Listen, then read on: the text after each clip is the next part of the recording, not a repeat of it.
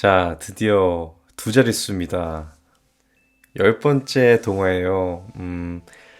이번은 좀 짝수니까 전래동화고요. 젊어지는 샘물입니다. 저는 이거 기억이 나요. 내용을 말하고 싶지만 스포일러가 될 테니까 얘기하지 않고. 근데 이거 제목만 듣고도 기억이 나시는 분들이 있으실 거예요. 우리 별똥이 엄마는 기억이 안 난다는데 뭔지 모른대요. 정말 안 읽어봤을 수도 있겠죠. 자, 들어가 볼게요. 자, 안분지족. 이제 분수를 알고 만족을 안다는 건데, 이게 사실 내용의 전부예요, 사실. 자, 젊어지는 샘물.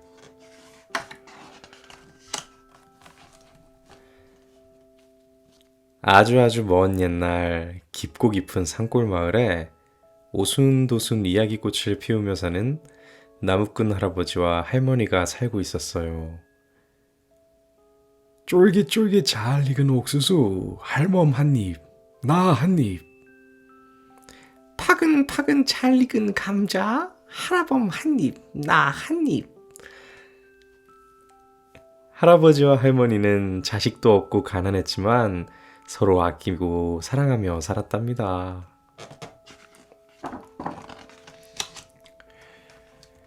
자식 하나만 있으면 더 이상 바랄 게 없을 텐데.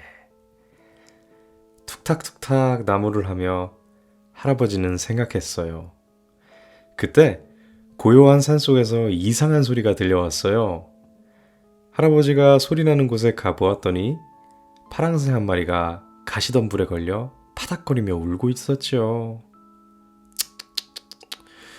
어찌다 일이 되었누? 자, 가만히 있거라. 할아버지는 조심조심 파랑새를 꺼내주었어요.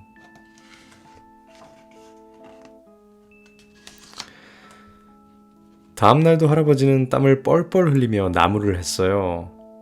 아이고 이런, 물이 떨어졌네. 벌써 떨어졌네 그려. 할아버지가 빈 호리병을 탈탈 털고 있는데 파랑새 한 마리가 할아버지 머리 위를 뱅뱅 맴돌았어요. 오호라, 그 어제 그 파랑새구나. 뭐, 널 따라오라고?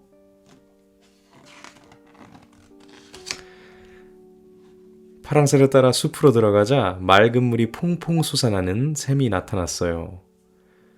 내가 목이 마른 것을 어찌 알았누? 고맙구나 파랑새야.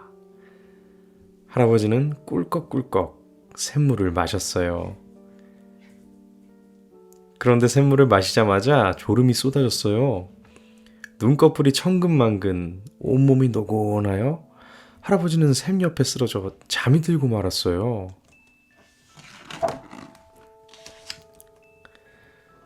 뉘엿뉘엿 해질 무렵 할아버지가 잠에서 깨어났어요. 어이쿠, 우리 할멈이 걱정하겠구먼. 할아버지는 지게를 둘러매고 서둘러 산을 내려갔어요. 그런데 이상하게도 할아버지 걸음이 아주 가벼웠어요. 지게 한가득 나무를 지고도 커다란 나무 밑동을 펄쩍, 넓은 바위 계곡도 훌쩍 뛰어넘고 다람쥐처럼 쪼르르 노루처럼 공중공중 눈 깜짝할 사이에 집에 도착했죠. 젊은이는 누군데 우리 할아범 지게를 지고 있누? 할머니가 의아해하며 물었어요. 할멈 나야! 왜 나를 몰라보고 그러는 거요? 정말 영감 마수? 아 글쎄 나라니까. 자 여기 귓볼에 검검한 복점을 보구려. 이래도 몰라보겠소? 아이고 맞구먼 맞아. 우리 영감이 맞아. 아니 영감 이게 어찌된 일이오? 할머니가 가져다준 거울을 보고 할아버지도 깜짝 놀랐어요. 쭈그렁 주름은 어디로 가고 흰머리는 어디로 갔지? 거참 이상한 일일세.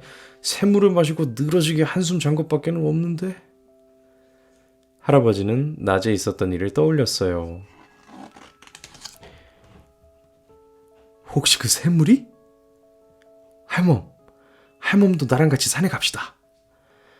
할아버지는 할머니를 데리고 산으로 가서 샘물을 마시게 했어요. 그러자 할머니도 곱디고운 모습으로 변했지요. 얼씨구, 우리 할멈이 새색시가 되었네. 젊어진 할아버지와 할머니는 손을 맞잡고 덩실덩실 춤을 추었어요. 이 소문은 이웃마을에 사는 욕심쟁이 할아버지 귀에도 들어가게 되었어요. 이 간밤에 도깨비 방망이를 얻었나? 아니 불로 절을 먹었나? 무슨 수로 젊어졌는지 알아낼 뭐 좋은 방법이 없을까?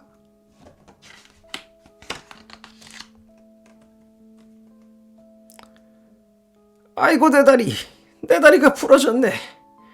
늙은이 다리가 부러졌으니 이제 어떻게 살아갈꼬? 욕심쟁이 할아버지가 나무꾼 할아버지 대문 앞에 철퍼덕 주저앉아 고래고래 소리를 질렀어요. 집주인은 냉큼 나오지 못할까?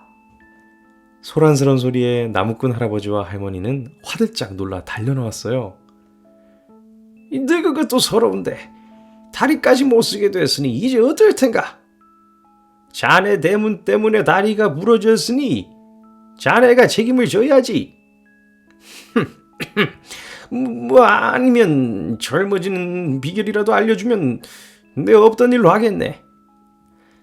이러지도 저러지도 못하게 생긴 나무꾼 할아버지는 마지못해 샘물이 있는 곳을 알려주었어요. 얼씨구 좋네, 어절씨구 좋아. 샘물 마시고 젊어지면 뭘할까? 팔도강산 유람 갈까? 으라차차 시름꾼이 되어볼까? 아니면 늙은이라고 우습게 본 동네 사람들을 혼내줄까? 욕심쟁이 할아버지는 납작 엎드려 샘물을 벌컥벌컥 마셨어요. 이 물맛 한번 좋구나. 어디 보자, 어디 봐. 이 정말 젊어졌네. 펄쩍 뛰어다닐 수도 있겠구나. 샘물에 비친 모습을 보고 욕심쟁이 할아버지는 엉덩이를 실룩셀룩 어깨를 들썩들썩 춤을 췄어요. 그런데 욕심쟁이 할아버지가 갑자기 춤을 멈췄어요. 아니지, 이 나무꾼 영감보다 더 젊어져야 해. 자, 욕심쟁이 할아버지가 샘물을 물끄러미 바라보고 있습니다. 무슨 생각을 하는지 왠지 알 것 같죠? 샘물을 바라보던 욕심쟁이 할아버지는 아예 샘 속으로 풍덩 들어갔어요. 그러고는 샘물을 벌컥벌컥 마셔댔죠. 이 샘물을 몽땅 마셔서 나만 젊어질 거야. 그런데 이게 어찌된 일일까요? 샘물을 마시면 마실수록 할아버지는 점점 더 작아져서 바지가 주르르, 저고리가 헐렁헐렁, 신발이 훌렁훌렁. 맙소사, 욕심을 너무 부려 갓난아기가 되고 말았어요.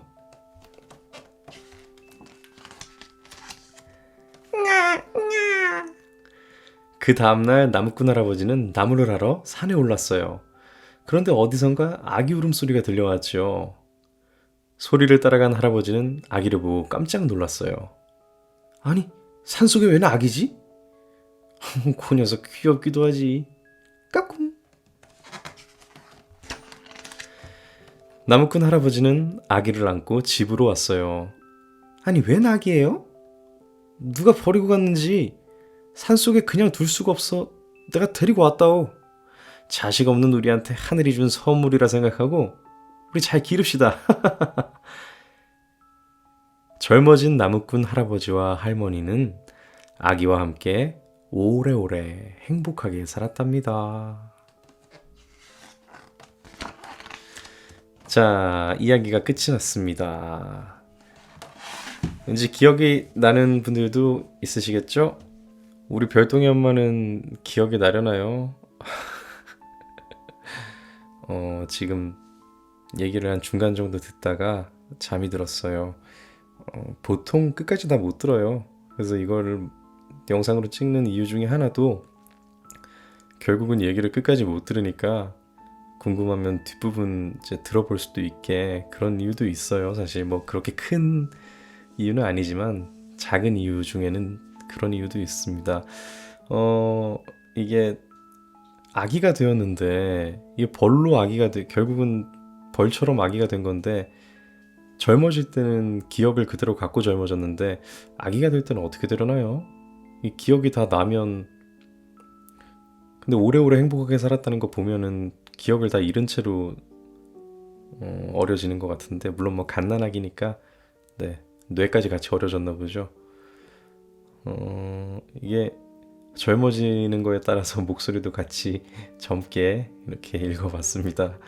좀 굉장히 재밌었던 것 같아요. 자, 욕심을 너무 부리면은 복도 벌이 될 수 있다는 그런 교훈이죠. 전래동화에 가장 많은 교훈이죠. 욕심에 관한.